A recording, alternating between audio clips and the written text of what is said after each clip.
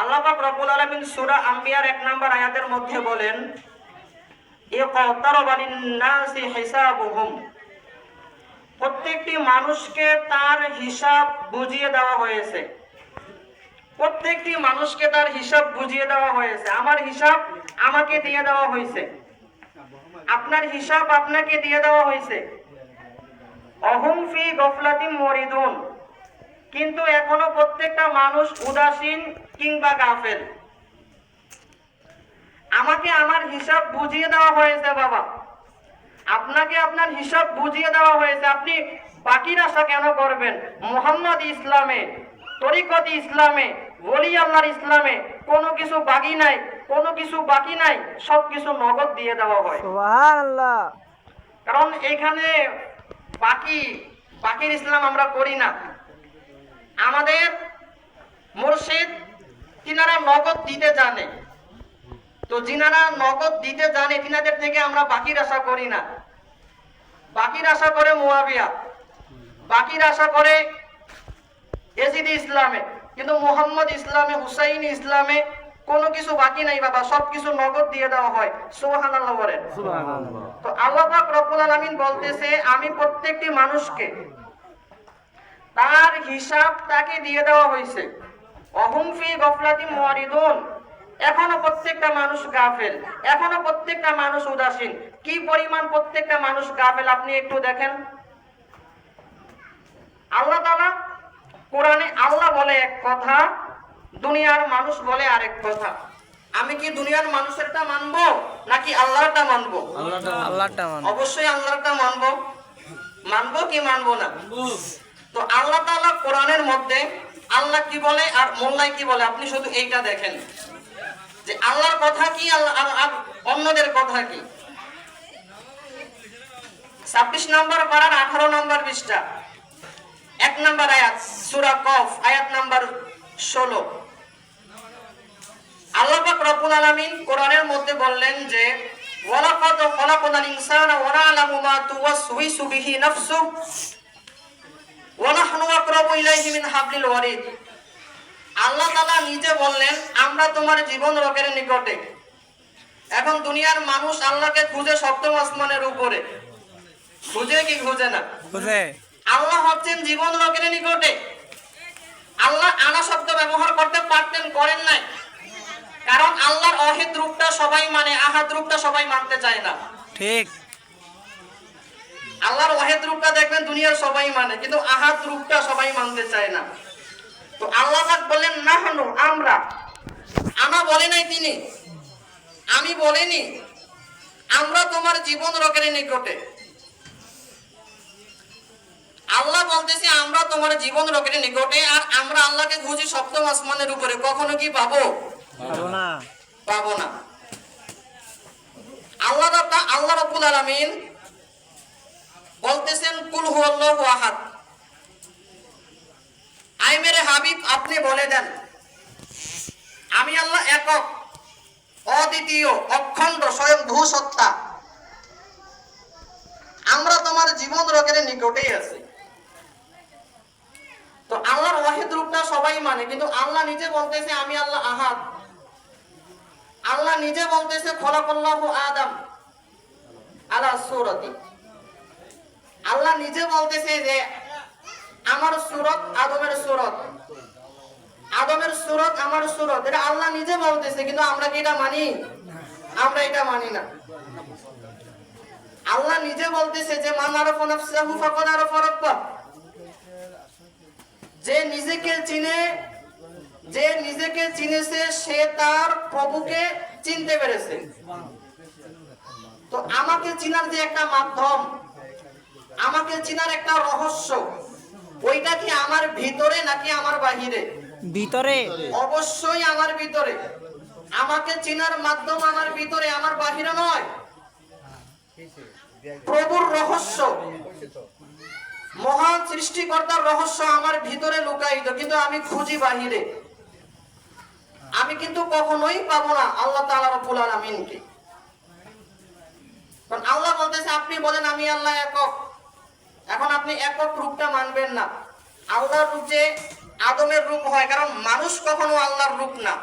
আমরা এটা কখনো বলি না যে মানুষের সুরত আল্লাহর সুরত, কখনোই আমরা বলি নাই, কারণ মানুষ আল্লাহর সুরতের হবার যোগ্যতাই রাখে না। আল্লাহর রূপের হয় আদম, আর সেজদা দিলে আদমের চরণেই দিতে হয়, মানুষের চরণে সেজদা দেওয়া সম্পূর্ণ হারাম, কারণ মানুষ আর আদম কখনোই এক নয়। মানুষ আর আদমকে যাহারা এক মনে করে নাই ওরাই বেঈমান, কারণ মানুষের গুণ আর আদমের গুণ কখনোই এক নয়। মানুষের গুণ খারাপ, আদমের গুণ খারাপ নয়, আদমের গুণ ভালো। এখন আল্লাহ তাআলা কোরআনের মধ্যে মানুষ সম্পর্কে কি বলছে আপনি একটু তাকায় দেখেন সূরা মাআরিজের মধ্যে। আল্লাহ তাআলা রব্বুল আলামিন সূরা মাআরিজের 18, 19 এবং 21 তিনটি আয়াতের মধ্যে 19, 21 আরে 19, 20, 21 তিনটি আয়াতের মধ্যে মানুষ সম্পর্কে যতগুলা কথা আল্লাহ তাআলা বললেন সবগুলা খারাপ, একটাও ভালো না।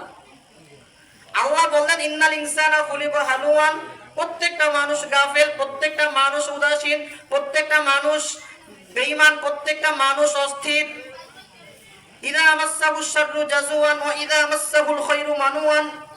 তিনটা আয়াতের মধ্যে আল্লাহ তাআলা যতগুলো গুণের কথা বলছে, মানুষ অকৃতজ্ঞ, মানুষ বেঈমান, মানুষ অস্থির, এভাবে যতগুলো মানুষ লোভী, মানুষ হিংসুক, মানুষ অহংকারী, এইবার মানুষ নির্বোধ, মানুষ অন্ধ, মানুষ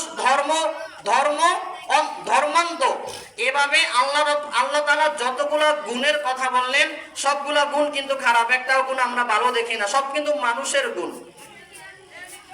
কিন্তু মুসল্লি সম্পর্কে আল্লাহ তাআলা বলতেন ইল্লাল মুসাল্লিন, সূরা মাআরিজের 23 নম্বর আয়াতের মধ্যে, 22 নম্বর আয়াতের মধ্যে, যে একমাত্র মুসল্লি ব্যতীত এতগুলা খারাপ গুণ মানুষের, ইল্লাল মুসাল্লিন, কিন্তু একমাত্র মুসল্লি ব্যতীত, আল্লাযীনা হুম আলা সালাতিহিম দাঈমুন, যারা সর্বক্ষণ সালাতে দাইমি সালাতে থাকে। তাহলে মানুষ লোভী, মানুষ অহংকারী, মানুষ অকৃতজ্ঞকারী, এতগুলা খারাপ গুণ, কিন্তু ইল্লাল মুসাল্লিন, মুসল্লি ব্যতীত। কোন মুসল্লি? আল্লাযীনা হুম আলা সালাতিহিম দাঈমুন, যারা সর্বক্ষণ সালাতে থাকে। আল্লাহ তাআলা সর্বক্ষণ সালাতে থাকে, তাহাদেরকেই আল্লাহ তাআলা মুসল্লি বলছে। আল্লাহ মুসল্লি কারে বলল আর মোল্লাই মুসল্লি কারে বলল, পার্থক্য ভেদাভেদ আছে না নাই? আছে। আল্লাহরটা হয় একরকম, মানুষেরটা হয় আরেক রকম। মানুষের কথা 5 ওয়াক্ত মসজিদে গেলেই তুমি মুসল্লি হইবা, আল্লাহর কথা এইটা না। আল্লাহর কথা হইল এতগুলা খারাপ গুণ থেকে যেই ব্যক্তি মুক্ত হইতে পারবে, যেই ব্যক্তি সর্বদা সালাতে থাকতে পারবে, সেই ব্যক্তি হলো মুসল্লি। সুবহানাল্লাহ। মুসল্লি সম্পর্কে আল্লাহ তাআলা কি বললেন তার পবিত্র কোরআনে, আর দুনিয়ার অন্যান্য মানুষ কি বলে? মুসল্লি কি কোনো সাধারণ বিষয় নাকি? না, মুসল্লি কোনো সাধারণ বিষয় নয়।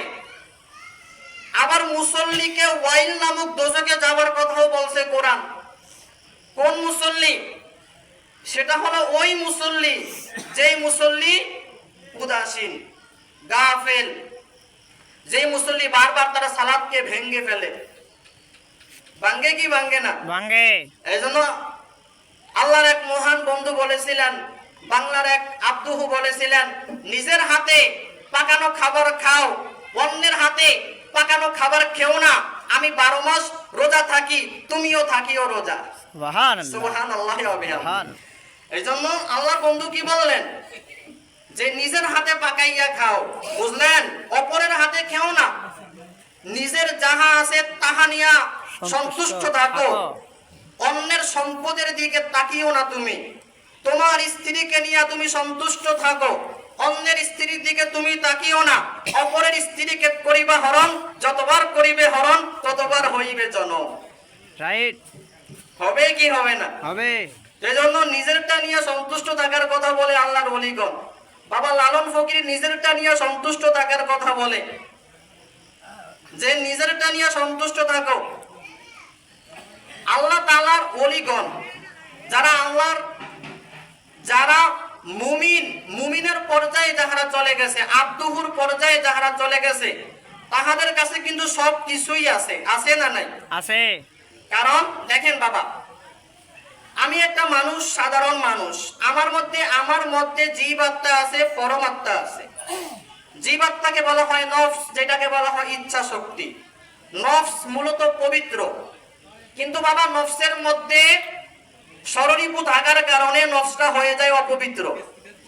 পরমাত্মাটা হচ্ছে রূহ, রূহটা আল্লাহ তাআলা নিজেই। প্রত্যেকটা মানুষের মধ্যে আল্লাহ তাআলা বীজ রূপে আছেন। আল্লাহ রাব্বুল আলামিন যখন বললেন নাহনু আকরাবু ইলাইহি মিন হাবলিল ওয়ারিদ, আমরা তোমার জীবন রকের নিকটে, তখন কিন্তু মুসলমান শব্দ ব্যবহার করে নাই, সনাতন ব্যবহার করে নাই, বৌদ্ধ ব্যবহার করে নাই, খ্রিস্টান ব্যবহার করে নাই। আল্লাহ বলছে যে আমরা তোমার জীবন রকের নিকটে, মানে যত মানুষ আছে প্রত্যেকটা মানুষের জীবন রকের নিকটে তার আল্লাহ আছে না নাই? আছে। তাহলে বলেন, প্রত্যেকটা মানুষের নিকটে তো খোদা আছে, কিন্তু প্রত্যেকটা মানুষের মধ্যে খোদা নাই। প্রত্যেকটা মানুষের মধ্যে আল্লাহ নাই। আল্লাহ আছে কার মধ্যে? কোরআন বলতেছে আল্লাহ থাকে 4 শ্রেণীর লোকের মধ্যে, সবার মধ্যে আল্লাহ থাকে না। যেই ব্যক্তি ষড়রিপু দমন করে, জীবাত্মাকে দমন করে, পরমাত্মাকে উদয় করতে পারছে, সফল হয়েছে, কোরআনের ভাষায় তাকে বলা হয় কদ আফলাহা মান তাযাক্কা। সূরা আলার মধ্যে কদ আফলাহা মান তাযাক্কা, কদ আফলাহা মান যাক্কাহা। ওই ব্যক্তি সফল যে তার আত্মাকে পবিত্র করতে পারছে, ওই ব্যক্তি সফল হয়েছে। আর যেই ব্যক্তি সফল হয়েছে সেই ব্যক্তির মধ্যেই কিন্তু আল্লাহ থাকে। এখন আল্লাহ তাআলা রব্বুল আলামিন সূরা বাকারার 153 নম্বর আয়াতে আল্লাহ পাক রব্বুল আলামিন বললেন ইয়া আইয়ুহাল্লাযীনা আমানু, ওহে যাহারা ঈমান আনিয়াছো। এখন ঈমান তো আনতে হয় আপন রাসূলের নিকটে। এখন জন্মগত মুসলমানের দোহাই দেয় সবাই, কিন্তু জন্মগত মুসলমানের দোহাই সমাজে দাম আছে, আল্লাহর কাছে জন্মগত মুসলমানের কোনো দামই নেই। কারণ আপনি একটু লক্ষ্য করে দেখেন, আল্লাহ তাআলার কোরআনের মধ্যে ইয়া আইয়ুহাল্লাযীনা আমানু এই আয়াতটা আছে প্রায় 90 থেকে 92 বার। ইয়া আইয়ুহাল্লাযীনা আমানু। এখন যদি আমি বলি কোরআন আল্লাহর বাণী, কিন্তু কোরআন নিজে বলে ইন্নাহু লাকাউলু রাসূলিন কারীম, কোরআন সম্মানিত রাসূলের বাণী। তো রাসূল তার আপন মুরিদদেরকে বলতেছে ইয়া আইয়ুহাল্লাযীনা আমানু, ওহে যাহারা ঈমান আনিয়াছো। রাসূল এই কথাটা আবু বকরকে বলতেছে, জিন্নুরাইন উসমানকে বলতেছে, ফারুক আজমকে বলতেছে, মাওলা আলীকে বলতেছে, বা সাহাবীদেরকে বলতেছে যাহারা বায়াত নিছে। কারণ বাবা বায়াত নেওয়া ব্যতীত আমানু হওয়া যায় না। মুমিন তো অনেক দূরের কথা, মুসলমান তো আরো পরের কথা, আমানুই তো হওয়া সম্ভব না। আর আপনি মুসলমান দাবি করতেছেন নিজেকে, মুসলমান কি এত সহজ নাকি? জন্মগত মুসলমানের দোহাই দিলে কি দোহাই হয়ে যায় নাকি? রাসূলের হাতে বায়াত নেওয়ার পরে তাহারা হইল প্রাথমিক বিশ্বাসী, যাহাদেরকে বলা হয় আমানু। রাসূল বায়াত নেওয়ার পরে আমানুকে, সাহাবীদেরকে বলতেছে ইয়া আইয়ুহাল্লাযীনা আমানু। সূরা আলে ইমরানের 102 নম্বর আয়াতে ইয়া আইয়ুহাল্লাযীনা আমানু, ওহে যাহারা ঈমান আনিয়াছো, অর্থাৎ যাহারা আমার নিকটে বায়াত নিয়েছো। কারণ বায়াত নেওয়ার পরে ইবাদতের হুকুম, কর্ম কমে না বাবা, বেড়ে যায়, বাড়ে। বায়াত নেওয়ার পর কর্ম কি কমে নাকি বাড়ে? বাড়ে। তো আমরা তো বায়াত নিতে পারলে, আর মাইজবান্ডার দরবারে গরু একটা নিয়ে দিয়ে দিতে পারলে, সুরেশ্বর দরবারে গরু একটা নিয়ে যেতে পারলে, বাড়িতে আইসা আমরা এক একজনের পিরসা হয়ে যাই, হয় কি হয় না? হয়। আরেকজনের ভবিষ্যৎ গণনা শুরু করে দেয়, করে কি করে না? করে। নিজের কর্ম নাই, কিচ্ছু নাই। আজ থেকে 50 বছর আগে যাহারা ওলি আল্লাহর চরণে গেছে সবার মাজার আছে, আছে না নাই? আছে। আমরা দেখি যেই সেই, রে। আমরা একটু পরিবর্তন হচ্ছি না দিন দিন। আমাদের ঈমান আমল কিচ্ছু নাই গা। আমরা গরু একটা নিয়ে দিতে পারলে আমরা পরবর্তীতে আরেকজনের ভবিষ্যৎ গণনা আমার কি কর্ম কি বায়াত নেওয়ার পরে কমছে নাকি বাড়ছে? বাড়ছে। তো বায়াত নেওয়ার পর তো বাবা কর্ম বাড়ে, আপনি কমায়া কেন দিলেন? বায়াত নেওয়ার পর কর্ম বাড়ে না, তো আপনি বাড়ায়া দেন না কেন? আপনি কেন কমায়া দিলেন আপনার কর্মটাকে? আপনি নামাজকে কেন কমায়া দিলেন? আপনি রোজাকে কেন কমাইয়া দিলেন? আপনাকে কি নামাজ রোজা কমাইতে বলা হয়েছে, না। নাকি নাকি 1 ঘন্টার জায়গায় 24 ঘন্টা বানাইতে বলছে? 24 ঘন্টা বানাইতে বলছে। 1 ঘন্টার জায়গায় 24 ঘন্টা আপনি নামাজ পড়বেন। আহমদুল্লাহ ভাইসভান্ডারী বলেছিলেন যে আমি 12 মাস রোজা থাকি, নিজের হাতে পাকাইয়া খাও, অন্যের হাতে খেও না, আমি 12 মাস থাকি রোজা, তুমিও থাকিও। তাহলে আপনাকে তো বায়াত নেওয়ার পর কর্ম বাড়াইয়া দেওয়ার কথা বলতেছে যে তুমি 12 মাস রোজা থাকো। 1 মাস তো থাকবাই, নামাজ তো 5 ওয়াক্ত পড়বাই, কিন্তু সর্বক্ষণ সালাতে থাকো। তো আল্লাহর রাসূল তার মুরিদদেরকে বলতেছে যাহারা ঈমান আনিয়াছো, ওহে আবু বকর, ওহে উসমান, ওহে ফারুকে আজম, ওহে বেলাল।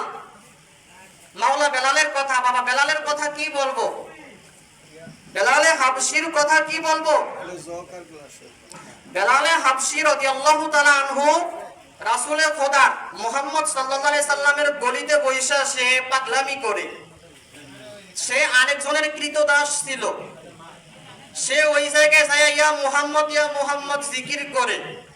অতঃপর আবু বকর এবং মুহাম্মদ সাল্লাল্লাহু আলাইহি ওয়াসাল্লাম দুইজনে মিলে বেলালকে মুক্ত করে আনলেন।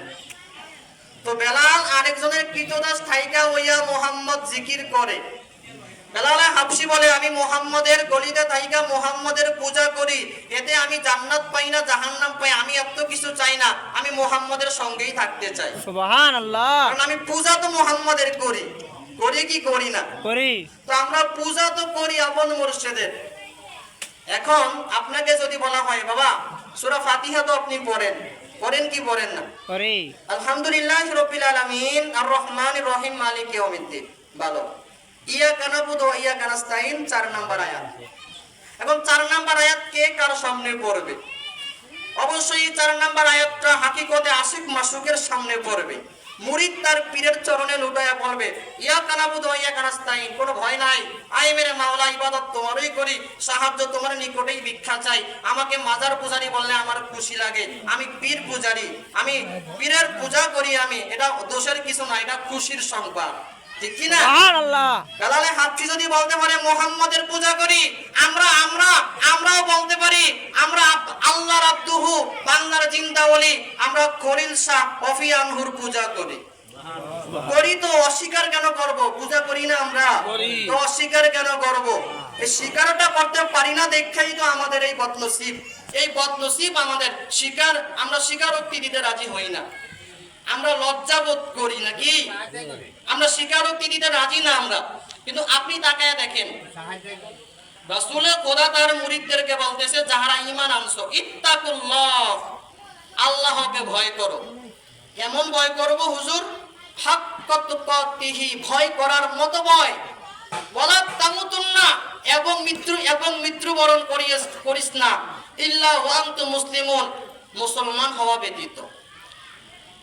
আল্লাহ রাসূল তার মুরিদদেরকে বলতেছে যারা ঈমান আনিয়াছো কর্ম করো, কর্ম করে মুসলমান হও, কর্ম করে মুমিন হও।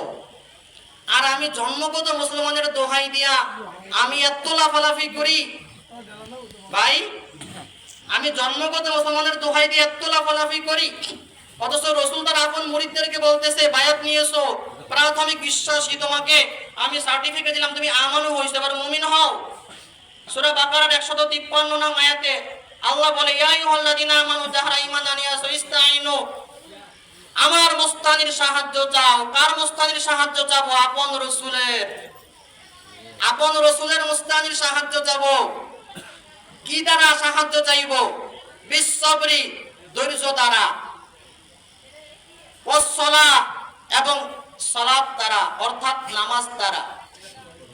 আচ্ছা বাবা, কিন্তু তারপরে আপন রাসূল বলতেছে ইন্নাল্লাহা মা'আস সাবিরিন, নিশ্চয় আল্লাহ তাআলা থাকেন ধৈর্যশীল ব্যক্তিদের সঙ্গে। আরেকটু বাড়ায় বলতে পারতেন ওমাল মুসল্লিন, বলে নাই। আল্লাহ